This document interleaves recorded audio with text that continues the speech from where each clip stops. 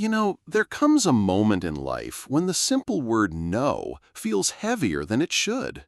It's just two letters, and yet they carry years of love, responsibility, and the quiet fear of disappointing those closest to you.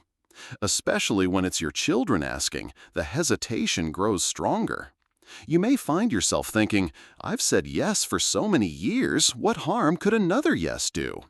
But deep down, you also sense that each yes takes a piece of energy that doesn't return as quickly as it once did. Aging has a way of reshaping priorities. What once seemed effortless in your 40s or 50s, helping on weekends, always being available, taking on every request, now feels heavier. That's not weakness, that's wisdom. Your body and mind are telling you that time has become more precious, more delicate.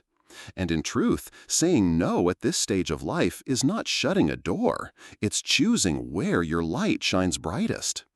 Think about it. If you give away your energy without pause, what remains for your own quiet moments of joy? Saying no is not about rejection, it's about honoring the years you've lived and the care your spirit deserves. I once spoke with an old friend, Elena, who is 79. She told me, when I finally said no to watching my grandchildren every single day, I thought my daughter would be upset. Instead, she said, "Mom, I didn't realize how tired you were. Thank you for being honest." That moment saved both of us from resentment.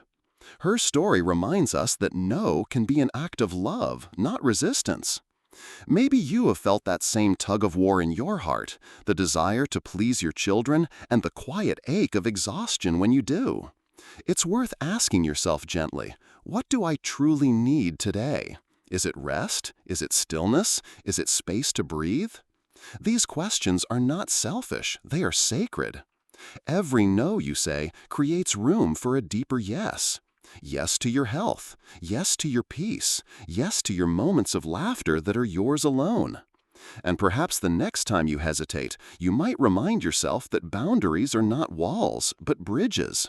They guide relationships into healthier, more respectful places. You are not taking love away, you are shaping it so it can last longer. I wonder, as you read these words, where you are sitting right now. Are you by a window with soft light coming in, or maybe in a cozy chair where you've sat for years? I'd truly love to know, where are you reading this from? Share your location in the comments below. It warms the heart to see how many paths of life connect in these quiet reflections. There's something deeply human about the way we want to be useful to our children, even when they are fully grown. You might feel that every request from them carries a hidden weight of obligation, as if love is measured in how quickly you say yes. But as the years pass, what used to feel like small favors can begin to press on you more heavily. The truth is, not every request has the same importance, and learning to distinguish between what is urgent and what is habitual can be a quiet act of self-preservation. Let me tell you about Maria, who is 78. For years, her son asked her to babysit his children several times a week. She loved her grandchildren dearly and wanted to help, but over time she noticed her days blurred together into exhaustion. She told me once, "I didn't even realize how tired I had become, because saying yes had turned into a reflex. I thought if I ever said no, it meant I didn't care enough." One day, after a particularly long week, she gathered her courage and told her son she could watch the children only on Tuesdays and Fridays. She expected disappointment, maybe even anger.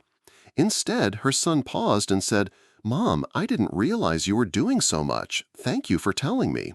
What followed was not distance, but a new sense of respect between them. Maria found she could rest, pursue her own hobbies again, and when she did spend time with her grandchildren, she was more present, more joyful.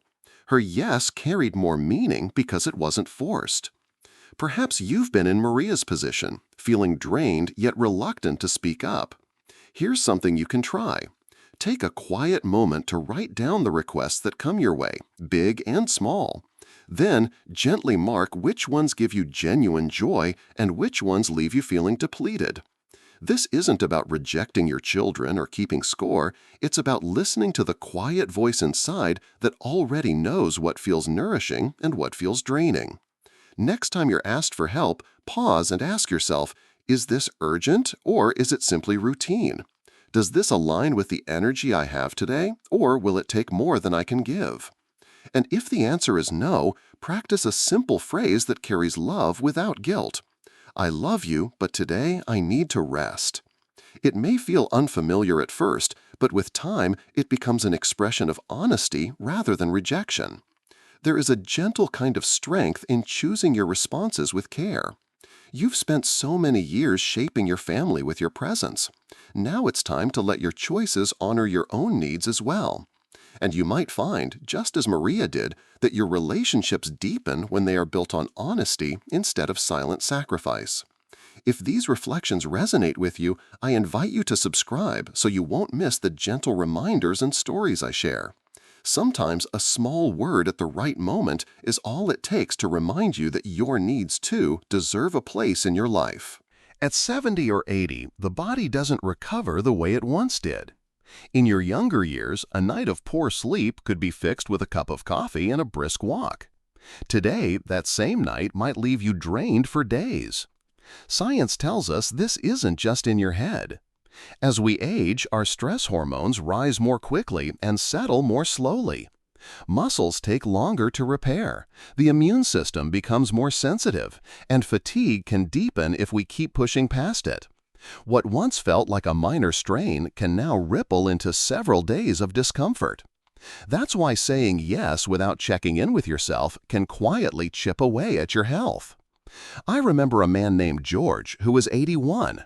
He told me that for years, whenever his daughter asked him to help with moving furniture, fixing the garden, or running errands, he would agree instantly. He felt proud of being the strong one, even in his 80s. But over time, he began experiencing dizzy spells and chest pressure.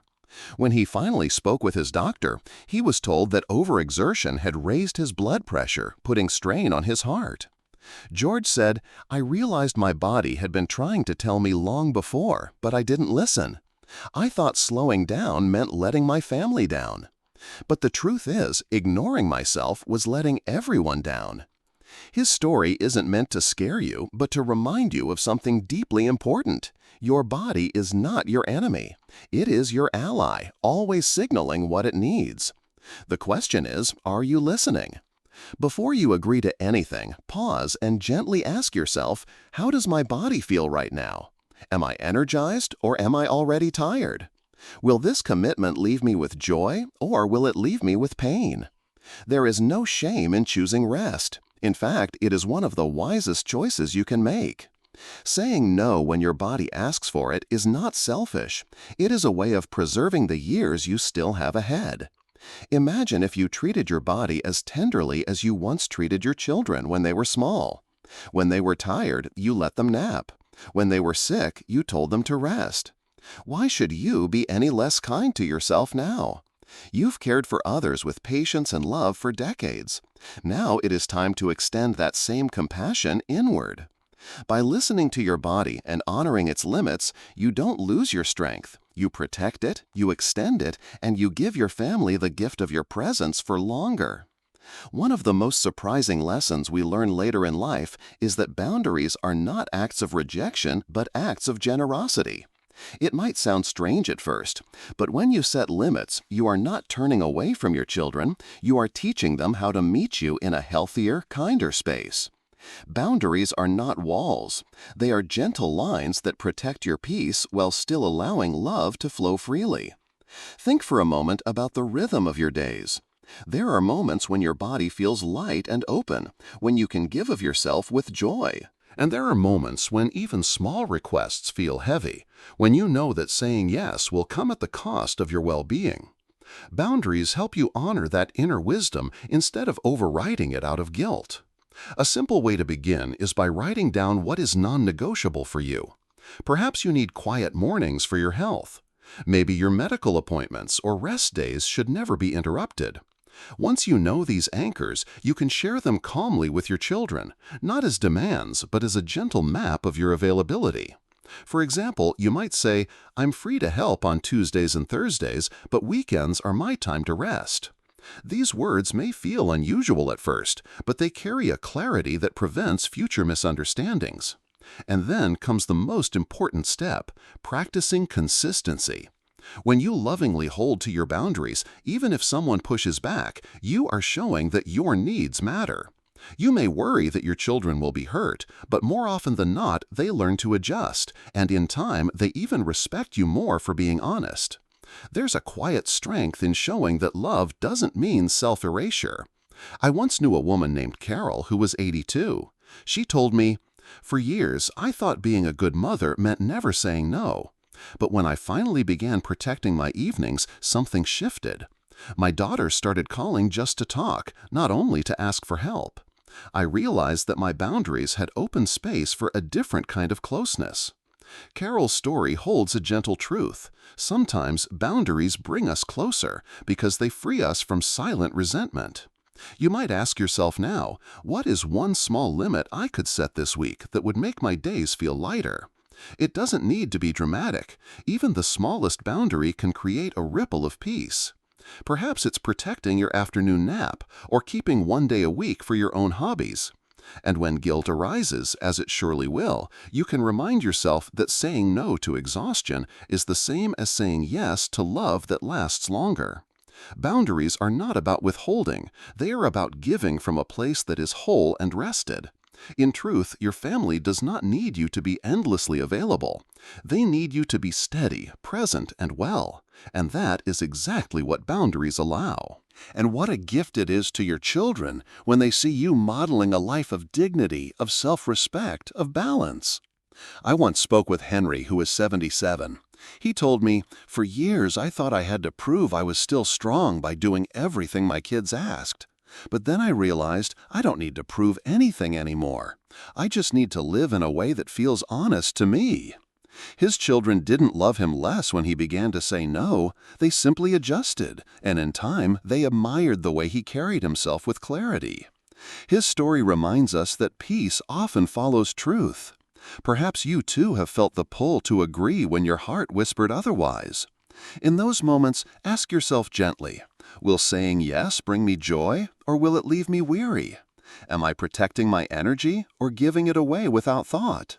These questions are not burdens, they are lanterns, helping you see the path more clearly. If you find yourself hesitating, remember this. Each time you choose your own peace, you are giving your family the gift of your presence for longer. You are extending your ability to love, not diminishing it. Aging, after all, is not about holding on to everything you once could do. It is about embracing the freedom to live truthfully, to honor what your body, mind, and heart need now. And maybe, just maybe, this is the most generous season of all. The time when you can show that love is not measured in constant sacrifice, but in presence, kindness, and truth. If these reflections have touched you, I invite you to stay connected by subscribing so that we can continue walking through these thoughts together. And I would truly love to hear from you. When was the last time you said no to your children, and how did it feel for you? Share your story in the comments. I believe your words could give courage to someone else who is learning the same gentle lesson.